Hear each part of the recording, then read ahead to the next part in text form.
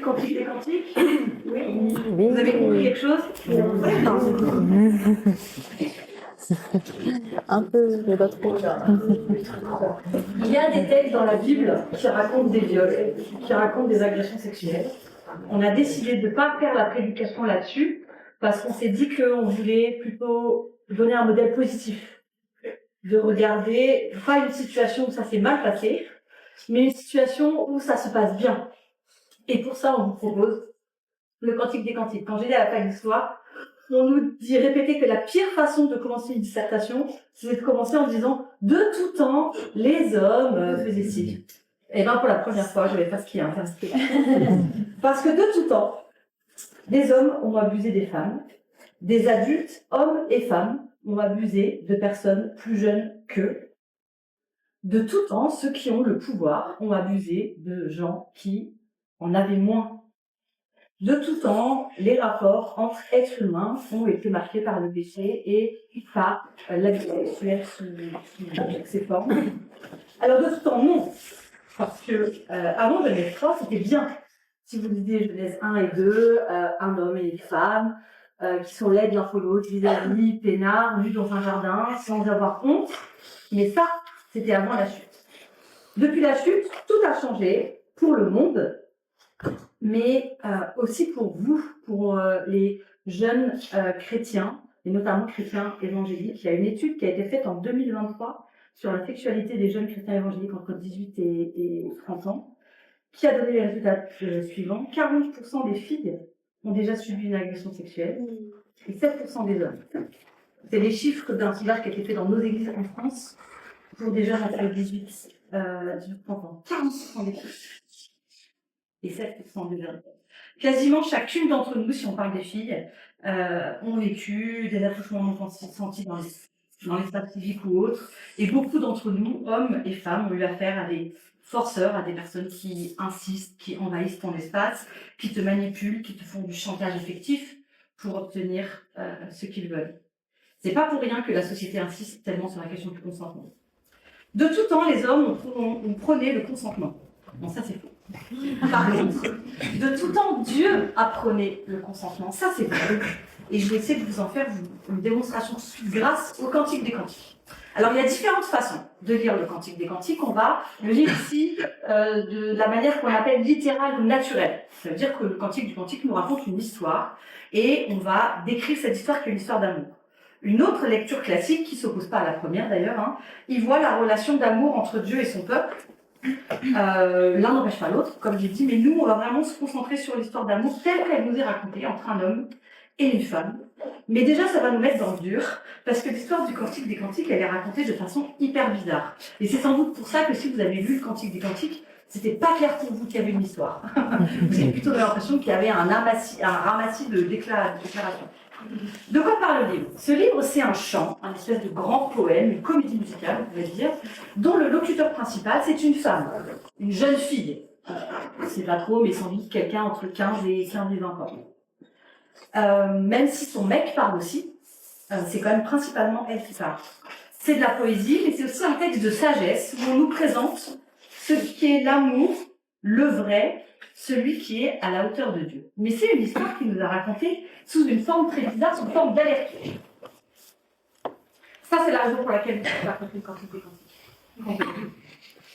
Le texte s'ouvre sur la présentation de l'amour entre la jeune fille et son amoureux et la relation de la jeune fille avec ses frères. Puis on nous parle, puis son bien-aimé l'invite à faire une balade, puis la fille rêve, et puis on a le marié, on a le mariage, la bien-aimée trouve que son mec est fabuleux, je sais pas pourquoi il y a un thé qui s'est posé là. Puis le bien-aimé répond que lui aussi trouve que sa meuf est fabuleuse. Puis on a la relation sexuelle, puis elle cauchemarde. Puis on nous raconte le mariage. Attends, on ne va pas la raconter ça. La bien-aimée qui trouve que son mec est fabuleux. Puis le bien-aimé répond que lui aussi la trouve fabuleuse. Attends, on a déjà vu ça. Et puis elle invite l'invitation de la jeune fille à faire une balade. Attends, on a déjà vu ça. Et finalement, leur relation est la relation de la jeune fille avec ses frères. Vous le voyez à la lecture, en fait l'histoire elle est racontée en aller-retour. Ça veut dire que A et A', c'est le début de l'histoire. B et B', c'est le deuxième épisode. C, C' et CDE, et CDE, c'est le troisième épisode, et F, c'est la fin de l'histoire, c'est le moment du mariage. C'est juste que il nous raconte l'histoire dans un sens, puis après il fait demi-tour dans l'autre sens. Franchement, les scénaristes américains n'ont rien inventé. Ce qui fait que si vous voulez comprendre le Cantique des Cantiques, il faut le lire dans ce sens. Il faut d'abord lire les versets 1, 2 à 7, puis après 8, 5 à 11. On va pas faire ça maintenant parce que c'est long, mais ce que je vous propose, c'est de vous raconter l'histoire dans l'ordre. En mettant à chaque fois les versets. Et après vous avoir raconté l'histoire, on va faire quelques zooms sur les passages pour parler de notre histoire de consentement. Tout commence au début de notre histoire en A, avec une jeune fille qui est très amoureuse, mais qui a un problème. Et son problème, c'est des frères. Ses grands frères lui font garder les vignes, au sens littéral, ils la font bosser dans les vignes, pour ne pas, dit-elle, qu'elle garde sa propre vigne, au sens métaphorique de sa relation amoureuse. En A', on ne sait pas pourquoi ils lui font ça, les frères. En A', où les frères s'expriment, on apprend que le problème des frères, c'est qu'ils trouvent que leur sœur est trop jeune. Ils disent, elle n'a pas encore de sein. Et ils se disent, comment est-ce qu'on doit réagir quand un mec va venir la demander en mariage? Les frères, on le voit dans le discours de la prime, ils craignent que leur petite sœur ne soit un peu trop accessible en matière d'amour et de sexualité. Dans le texte, ils disent, on a peur qu'elle soit une porte. Voilà. Donc ils l'envoient dans les vignes pour l'isoler un petit peu, quoi. Mais elle répond, toujours dans la prime, que déjà elle n'est pas une gamine. Elle dit mes seins c'est des tours. Genre j'ai passé la puberté, donc arrêtez de me voir comme une gamine. Et elle dit aussi, qu'elle sait se préserver. Elle dit vous pensez que je suis une porte, mais je suis un mur. Elle décide que désormais, elle va s'occuper de sa vie, comprenez, de sa relation amoureuse. Elle déclare dans la prime l'amour à son amoureux. Lui, il lui répond qu'il l'aime aussi. Et dans ses discours, elle est vraiment pleine d'émotions. Elle s'enflamme, elle se raisonne. Elle dit à son amoureux qu'elle veut trop l'écouter. Il lui répond moi aussi je t'aime bien. Allez viens, vas-y, on court ensemble et tout machin. Mais le mariage, c'est pas tout de suite. Le mariage n'est qu'en F. Et là, on est en A. Donc, il va y avoir l'attente. Et l'attente et ses frustrations. B, ça raconte leur envie de se retrouver et qui se heurte un peu aux convenances sociales. En B, c'est l'homme qui l'invite à aller faire une balade. Il lui dit viens, on va tous les deux et tout, il fait beau, regarde, les trucs sont en fleurs et tout. Ils aimeraient bien passer du temps ensemble, seuls, ce qui se fait pas du tout à l'époque. À l'époque, un homme et une femme, s'ils sont pas mariés ou s'ils sont pas frères et sœurs, jamais dans la vie ils vont se balader dans la campagne, quoi. On n'a pas la réponse de la jeune fille, mais on imagine qu'elle décline, vu que sa seule réponse c'est qu'elle dit ah, il y a des petits renards qui détruisent notre vigne alors que notre vigne est en fleurs. Un peu cryptique, mais on comprend sans doute que c'est un peu les conventions sociales et les gens qui sont là pour les faire respecter qui les empêchent de vivre leur relation amoureuse en totale liberté, quoi. Genre les gens qui viennent détruire un peu la vigne. Donc elle ne va pas se balader avec son mari en B. Et en B', c'est elle qui lui dit « Ah, j'aimerais bien qu'on puisse passer du temps ensemble, j'aimerais bien qu'on puisse aller dehors, s'embrasser au public ou au moins que je puisse te ramener chez moi, quoi. » Je te ramène chez moi. Elle dit ce truc qui nous paraît tellement bizarre, mais elle dit si seulement t'étais mon frère pour que je te ramène à la maison. Et finalement l'idée de dire si seulement les gens ils ne jugeaient pas quoi et qu'on pouvait vraiment passer du temps ensemble. Mais ça se fait pas, donc ils ne feront pas. Ni en B, ni en déprime, ils vont se balader en public, ils disent juste qu'ils ont très envie. En attendant le mariage, notre amoureuse elle fait un rêve récurrent. En C, elle dit que toutes les nuits sur sa couche, elle fait un rêve, elle cherche son bien-aimé, elle le trouve pas, donc elle va dehors, parce qu'elle n'est pas censée faire, parce qu'à l'époque une jeune fille sort pas seule, mais surtout pas la nuit, mais dans son rêve, elle s'en fout où elle sort, elle le cherche partout, elle le trouve, elle le ramène chez elle. Donc c'est un rêve récurrent qu'elle fait. Puis en C', le rêve se transforme en cauchemar. Son bien-aimé toque à la fenêtre, mais quand elle sort, il n'est plus là, il a disparu. Du coup, elle sort, elle le cherche partout, mais elle ne le trouve pas. Elle se fait agresser par des gardes de la ville qui lui demandent ce qu'elle se fait là. Et quand elle se réveille, elle dit « Je suis malade d'amour ». Donc on a ce moment un peu de l'attente où en fait il y a de la frustration, il y a du rêve, mais il y a aussi du cauchemar où tu passes ton temps. Et il y a au moins une personne qui est en couple dans cette salle qui m'a dit qu'elle cauchemardait tout le temps, qu'elle cherchait son mec et qu'elle ne le trouvait pas. Donc je pense que c'est très réaliste, ce genre de cauchemar, quand on n'est pas encore marié. En D, le jour des noces est enfin arrivé et on nous rencontre l'arrivée du marié, parce que la procession nuptiale à l'époque c'est le marié qui arrive, c'est pas la mariée. Le mari, on l'attend pendant des heures, et après, il arrive sur son beau cheval avec ses compagnons, etc. On a surtout des exclamations de la fiancée. Alors, en D, il est encore loin, donc elle le trouve magnifique de loin. Elle dit, oh, il est comme Salomon, tel un roi sur son cheval, etc. Machin. Et en D', il est très proche, et elle le décrit en détail, et à chaque fois, c'est vraiment, elle le trouve trop beau. Et puis en E, on a la réponse du marié qui répond à sa jeune mariée qui lui dit qu'il est trop beau. Il célèbre sa nouvelle épouse. Il dit qu'elle a su se préserver, contrairement à ce que croyaient ses frères, on reviendra sur ce texte-là, que son amour est incroyable et qu'elle est trop belle. Et en E', il continue de dire que vraiment elle est très très belle et tout. Et les gens disent allez, venez, faites la fête avec nous, mais eux ils décident de s'éclipser. Pourquoi s'éclipsent-ils? À cause de F, bien sûr. En F, on a finalement leur moment d'intimité. La métaphore, on n'est pas dans du sexe graphique, hein, d'accord, ça reste quand même vraiment les siècles avant Jésus-Christ. La métaphore, c'est celle d'un jardin dans lequel on mange des fruits, du miel et du lait. Et on a la seule fois une voix du narrateur, une voix d'approbation qui dit « Mangez, amis, buvez, enivrez-vous, bien-aimés ». C'est évidemment une image de la relation sexuelle, ça a fait d'être très intelligent pour la comprendre. Mais pas que. L'idée du jardin, c'est aussi l'idée où enfin, ils se retrouvent dans un endroit seul, ils avaient envie d'aller se balader dans la campagne, ils ne pouvaient pas. Enfin, ils sont tous les deux, l'amour qui n'a pas pu s'épanouir pleinement pendant le temps des fiançailles, avec toutes les convenances sociales, et qui tout d'un coup maintenant, ils peuvent vraiment être totalement l'un avec l'autre et l'un pour l'autre. Ça, c'est l'histoire, racontée dans l'ordre. Ah, vous savez, ça c'est la relation sexuelle métaphorique. Lève-toi, vent du nord, viens, vent du sud. Souffle sur mon jardin et que ses aromates se diffusent. Que mon bien-aimé entre dans son jardin afin qu'il mange de ses fruits les meilleurs. J'entre dans mon jardin, ma soeur, ma chérie. Je cueille ma myrrhe et les aromates. Je mange mon rayon de miel avec mon miel.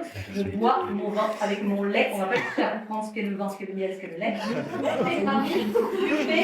Enivrez-vous d'amour. Et ça, c'est très fort. Il y a une voix qui est là. Allez-y, éclatez-vous. Elle, ça peut être. Je pense. Mais j'ai pas d'autre argument que juste. C'est la seule voix du narrateur dans ce. C'est mignon, cette histoire c'est mignon. Certains pourraient trouver, j'avoue que c'était mon cas avant de me pencher sur le Cantique des Cantiques, ça un peu mièvre. Un peu, oui, bon, elle l'aime très fort, il l'aime très fort, oui, ça va, c'est mièvre. C'est pas mièvre, en fait. Si on replace ça dans le contexte, c'est pas mièvre, c'est subversif. Le texte, il est écrit, alors on nous dit au début, par Salomon, pour Salomon, à propos de Salomon, c'est pas trop. Comment traduire le titre, mais ce qui est sûr, c'est que c'est écrit à l'époque de Salomon. Donc une période où les femmes étaient hyper bien traitées. David viole Bethsabée, son fils Amnon viole Tamar, sa belle-sœur, Salomon il a un harem. Et avant la royauté, on a la fin des juges. Si vous lisez la fin des juges, c'est vraiment atroce. Les femmes sont exploitées, brutalisées, abusées, tuées. Et même si on met de côté tous les abus, on a à cette époque une vision du couple et de la sexualité qui est vraiment une vision utilitaire. On couche avec des prostituées sacrées pour s'assurer l'abondance des récoltes. Donc la relation sexuelle est quelque chose d'un peu spiritualo-cosmique et donc voilà, machin. Et surtout, on se marie pour des alliances sociales et politiques. Une famille qui ont le terrain, ça va faire un seul champ. Et à la cour royale, on se marie pour des alliances politiques. Et s'il y a beaucoup d'alliances, il y a beaucoup de mariages. D'où le harem de Salomon. Et c'est dans cette ambiance que cette comédie musicale, hein, on a deux personnes qui se répondent, on a aussi un chœur de jeunes filles qui est là et qui chante des refrains. Donc vraiment, il faut que vous imaginez une pièce de théâtre type un peu comédie musicale. Et écrite et jouée, même sans doute, peut-être à l'occasion d'un mariage de Salomon, peut-être juste comme ça de manière random, on ne sait pas. Un texte qui glorifie l'amour, la réciprocité, le consentement et qui présente ça comme la volonté de Dieu. Subversif. Subversif. Il y a beaucoup de parallèles entre le Cantique des Cantiques et les Proverbes qui nous montrent que ce poème, c'est de la littérature de sagesse. On ne pourra pas montrer tous les parallèles, je vais passer vite, mais il y a surtout ce verset. L'amour est aussi fort que la mort. La passion est aussi inflexible que le séjour des morts. Ses ardeurs sont des ardeurs de feu, une flamme de l'éternel. Notre amoureuse, parce que c'est elle qui parle dans ce passage, elle dit que l'amour est hyper fort, que la passion est brûlante, que c'est une flamme de l'éternel. C'est évidemment une façon de dire d'abord qu'elle aime très très fort son amoureux, mais aussi que c'est sérieux. Quand on dit que l'amour est plus fort que la mort, c'est que c'est sérieux. Si l'amour c'est inflexible comme la mort, On badine pas avec l'amour. On ne s'amuse pas avec l'amour. Bien placé. Je me suis demandé si vous avez. Je m'étais dit, je pense, j'ai demandé à mes collègues, et je me dit non, ils sont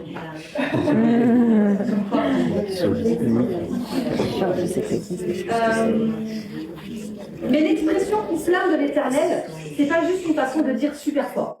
Okay, on retrouve jamais l'expression flamme de l'éternel pour dire très très très très fort.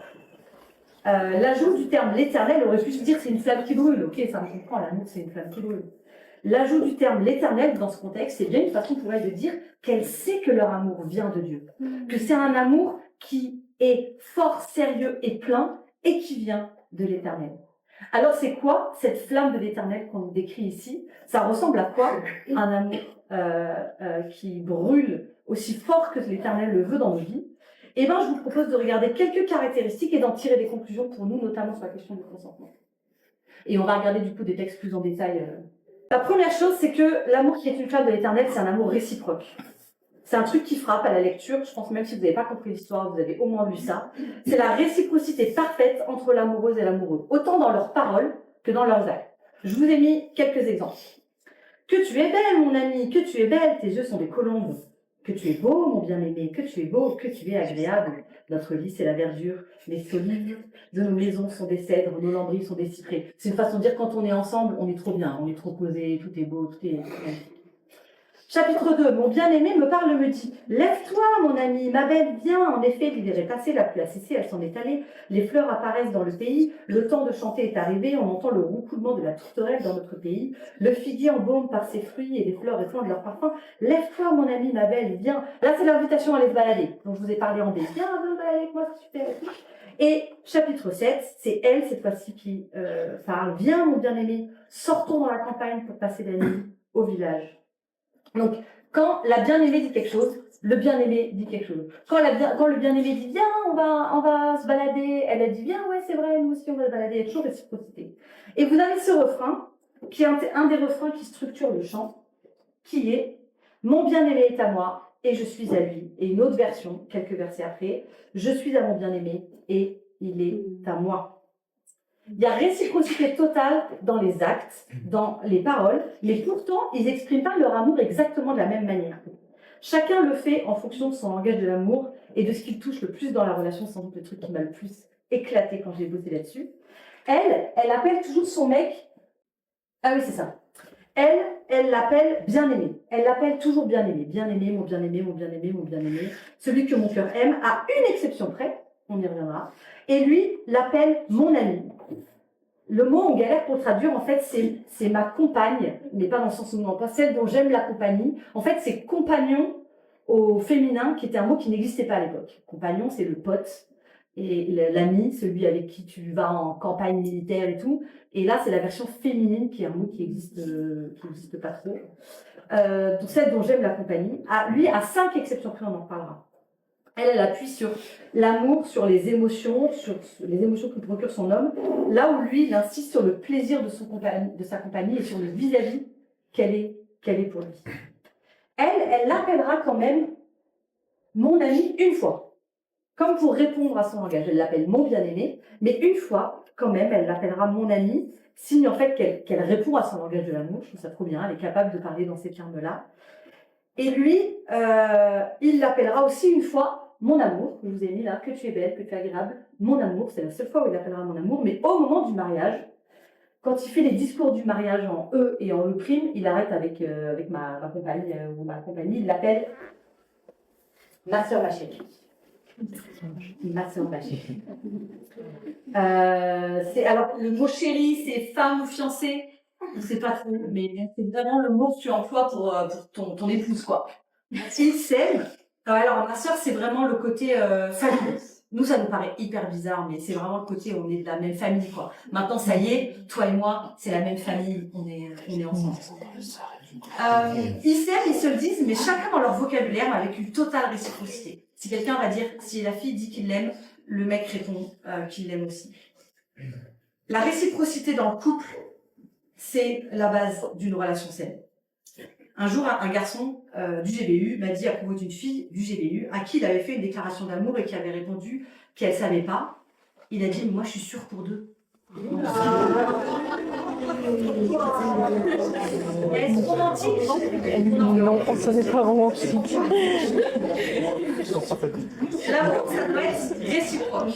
Les efforts pour se voir doivent être réciproques. L'admiration doit être réciproque. On ne peut pas aimer pour deux. On ne peut pas être sûr. Pour qu'il y ait couple, il faut que les deux aient envie et puissent exprimer leur amour. Si la personne à qui vous déclarez votre amour dit qu'elle hésite, vous la laissez hésiter. Vous lui foutez la paix, vous la laissez hésiter. Vous ne poussez pas, vous ne forcez pas. C'est pas ça. Si un des deux finit par se mettre en couple pour te faire plaisir, mais on est où en fait? C'est déjà de la violence. Si l'amour n'est pas réciproque, c'est déjà de la violence. Si l'amour n'est pas réciproque, c'est déjà de la violence. Si une personne dit non et que vous continuez à avoir des attitudes amoureuses, que vous continuez à envoyer des messages, que vous continuez à dire en fait je t'aime bien, est-ce que t'es sûr, c'est pas de l'amour, c'est de la violence. L'amour doit être profondément réciproque. L'amour qui est une flamme de l'éternel, c'est un amour qui est réciproque. Ça, c'est la première chose. Deuxième chose. Une autre chose qui frappe à la lecture et qui a pour le moins troublé les commentateurs, c'est à quel point la femme est entreprenante dans ses textes et à quel point elle exprime ses désirs. C'est une histoire d'amour, mais c'est clairement elle le personnage principal. C'est la femme le personnage principal dans Cantique des Cantiques. On a ici une femme qui est sujet de l'amour et pas objet de l'amour, ce qui est complètement inconnu dans les poésies d'amour de l'époque. Le désir féminin, il est mis à l'honneur parfois dans des termes assez crus. Je vous ai mis quelques extraits. Qu'il m'embrasse des baisers de sa bouche. Je vois pas très bien, mais ok. Oui, ton amour est meilleur que le vin, tes parfums ont une odeur agréable, ton nom même est un parfum qui se diffuse. Pareil à un pommier au milieu des arbres de la forêt, tel est mon bien-aimé parmi les jeunes hommes. J'aime m'asseoir à son ombre, et son fruit est doux à mon goût. Il m'a fait entrer dans la maison du vin, et l'étendard qu'il déploie au-dessus de moi, c'est l'amour. Soutenez-moi avec des gâteaux de raisin, fortifiez-moi avec des pommes, car je suis malade d'amour. Que sa main gauche soutienne ma tête et que sa main droite m'enlace. Dans le chapitre 5, elle fait un long discours, je ne vais pas vous le lire, mais en résumé, elle le trouve très très beau. Et très très attirant et très très sexy.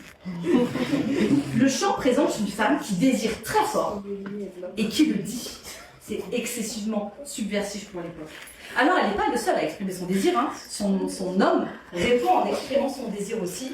Je vous ai mis quelques exemples. Pareil, je ne vais pas lire tout l'extrait du chapitre 4 et je vous ai mis que les débuts de phrase, mais en gros, il la trouve très belle et très désirable. C'est ça l'idée principale. Et j'aime trop 6, verset 5. Détourne ton regard de moi car on me trouble. Mais si vous lisez le texte, lui, ses déclarations de désir, on pourrait dire, c'est toujours en réponse à ses déclarations à elle. C'est toujours elle la première qui dit « je te trouve trop beau » et lui répond « moi aussi je te trouve trop belle », toujours en réponse à ses déclarations à elle. L'histoire, elle est centrée sur son désir à elle et sur comment elle le gère. Et enfin, c'est elle qui fait la demande en mariage. Dans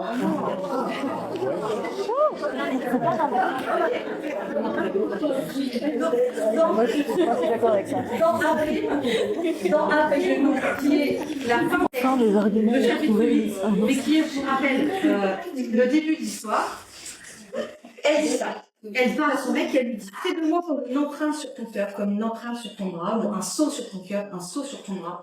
Car l'amour est aussi fort que la mort, la passion est aussi inflexible que le séjour des morts. Ces ardeurs sont des ardeurs de feu, une flamme de l'éternel. » Le terme employé, c'est empreinte ou sceau. C'est vraiment l'idée que leur amour soit visible aux yeux de tous. Je veux, nous on dirait « Mets-moi une alliance. » Je veux que ça se voit en fait. Je veux qu'il y ait une marque qui soit visible à tout le monde. Et c'est aussi le terme que Dieu emploie quand il parle d'alliance. L'idée de sceau, clairement elle est en train de lui dire « Allez viens, vas-y s'il te plaît, on se marie. Notre amour il est fort, c'est une relation sérieuse, il vient de Dieu, vas-y on officialise, on y va, je veux que ce soit officiel, je veux que tu fasses de moi une empreinte sur ton bras, sur ton cœur, allez s'il te plaît quoi. » Et cette forme bizarre du livre, hein, je vous rappelle l'espèce de triangle là, elle fait aussi que l'histoire s'ouvre sur la jeune femme qui dit « Oh, je suis trop amoureuse, mon mec, il est super » et se ferme aussi sur la jeune fille qui dit « Oh, je suis trop amoureuse, mon mec, il est super ». Alors, est-ce que ça veut dire que la solution à l'abus et la solution pour un couple sain, c'est de laisser l'initiative à la fille? Peut-être pas. Mais je tiens quand même à dire que dans une culture où les femmes subissent encore beaucoup, dans beaucoup de domaines, j'avoue que l'idée me tente bien. En tout cas, je pense vraiment que l'auteur du Cantique, en insistant sur l'initiative féminine, il veut inverser une tendance désastreuse qui donne à l'homme toute initiative et tout pouvoir dans la relation. Et puis, c'est beau en fait d'entendre qu'une femme peut avoir du désir et l'exprimer, qu'elle peut être dans le mariage, celle qui initie les relations sexuelles et pas juste celle qui dit contraire pour dire oui. Qu'il y ait vraiment un partenariat entre les deux. Si vous avez quelque part dans votre tête, messieurs, que c'est votre boulot d'aller chercher la fille, si vous avez dans votre tête, mesdames, que c'est le travail de l'homme de venir vous chercher, si vous pensez tous qu'un homme doit être actif et entreprenant et qu'une femme doit être passive et attentive, sachez que ces idées viennent de Napoléon. Amen. Un amour qui est une flamme de l'éternel, c'est un amour où l'homme, comme la femme, ont de la place pour désirer et entreprendre. Et donc, si le mec entreprend, si la fille dit oui, c'est super. Si la fille entreprend et que le mec dit oui, c'est super. Il n'y a pas de place particulière. L'amour qui est une flamme de l'éternel, c'est l'amour où l'homme, comme la femme, ont toute la place pour désirer et pour être à l'initiative de la relation. Pas uniquement l'homme. Troisième et dernier thème. Protéger et se préserver. On va parler des frères. Le livre s'ouvre et se ferme aussi avec les frères qui galèrent avec leur petite sœur. Je vous mets la version en E', le problème des frères. Les frères, ils veulent protéger leur sœur. Mais la fille répond, je suis un rempart ou je suis un mur dans certaines traductions. Et mes seins sont des tours, c'est ce que je vous dis tout à l'heure pour dire en fait je suis plus une enfant. Et je suis un rempart. C'est une façon de dire je me protège en fait. Arrêtez d'avoir peur pour moi tout le temps. Je me protège, je n'ai pas besoin que je m'enferme.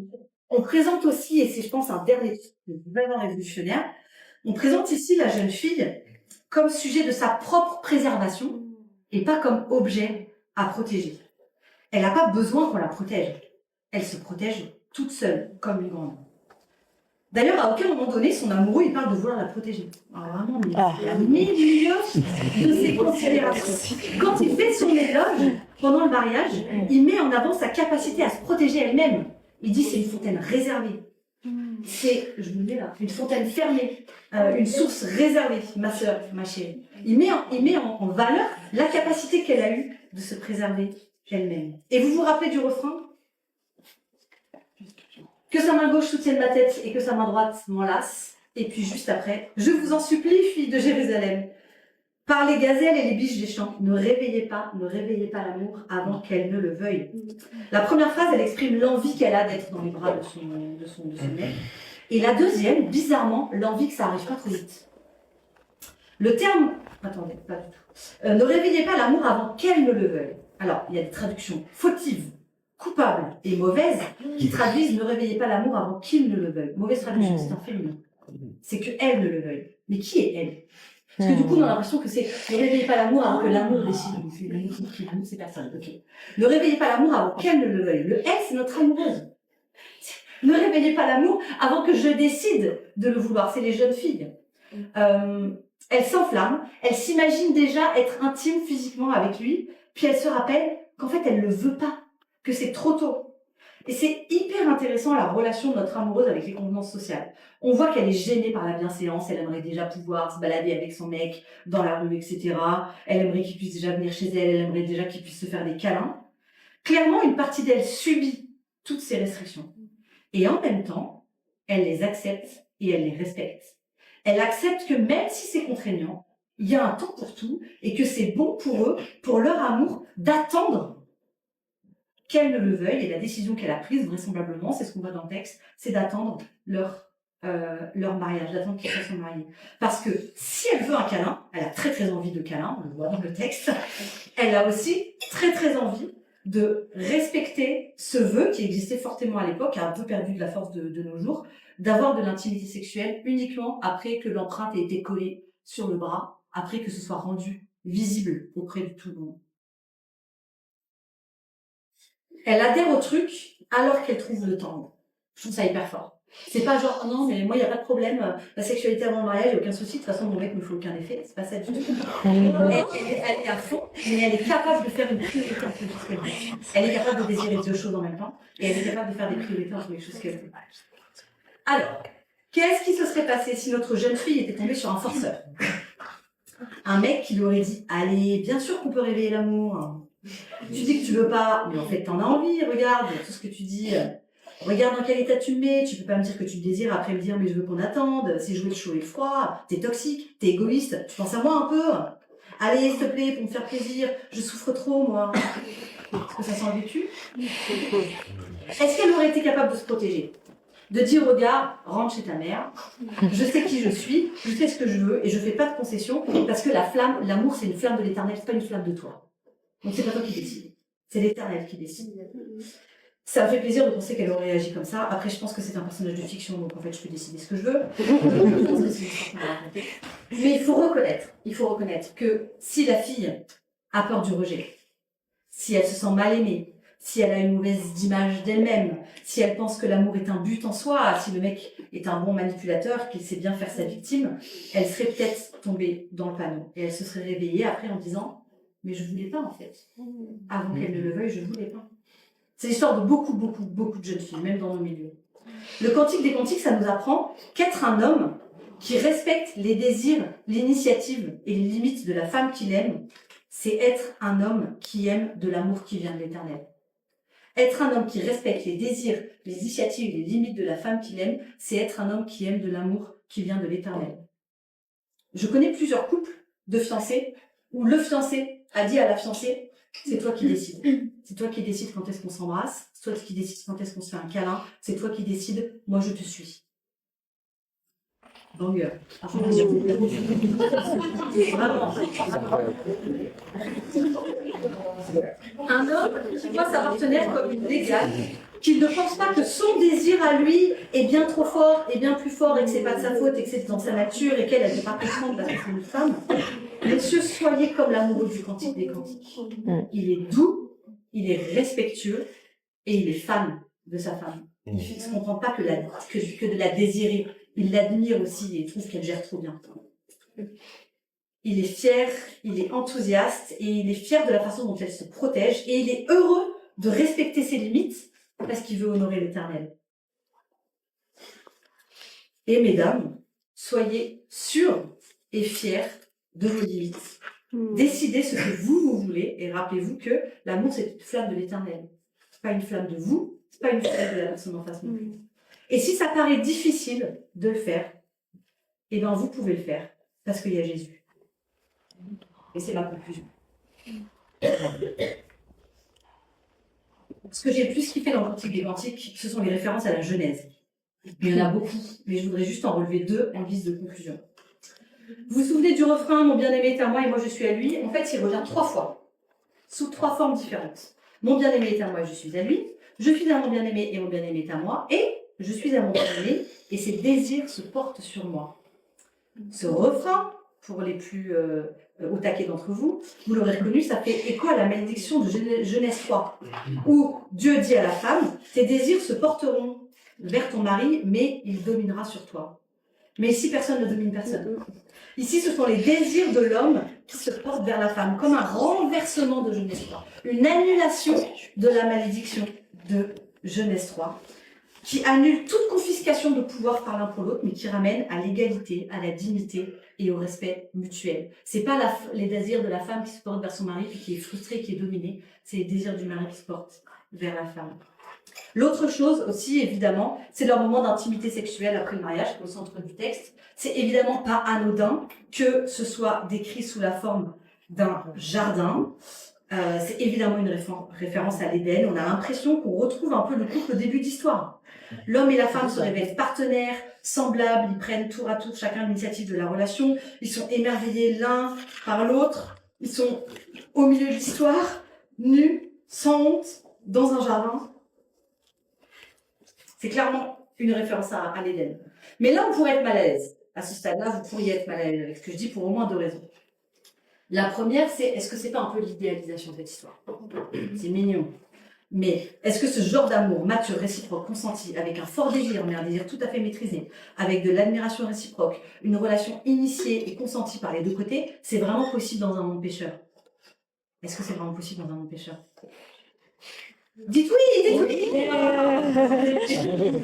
Est-ce que, ok, je vais faire une question plus facile à répondre. Est-ce que les hommes ne devraient pas juste accepter que leur désir est si fort qu'ils ne peuvent pas le contrôler parce qu'ils sont des bonhommes, et les femmes devraient accepter que tes désirs se porteront sur lui, mais il te dominera parce que ce sont des petites choses fragiles? Non.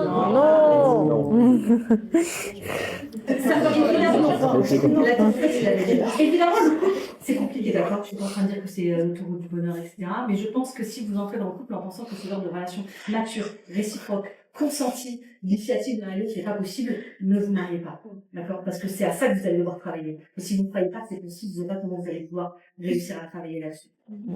L'autre chose qui pourrait mettre mal à l'aise, moi qui m'a un peu mis mal à l'aise au début de la salle que je juste un peu, c'est est-ce que ce texte ne dit pas que le salut se trouve dans l'amour romantique? Parce que là, oui, finalement, on s'aime, c'est l'inverse de la jeunesse 3 et tout, machin, machin. Est-ce qu'on ne dit pas qu'en fait, il suffit d'un homme et d'une femme qui s'aiment parfaitement, et puis hop, ça y est, c'est la malédiction de Genèse, elle est finie. Tous nos grincements, comme d'habitude avec l'Ancien Testament, ils se résolvent en Jésus.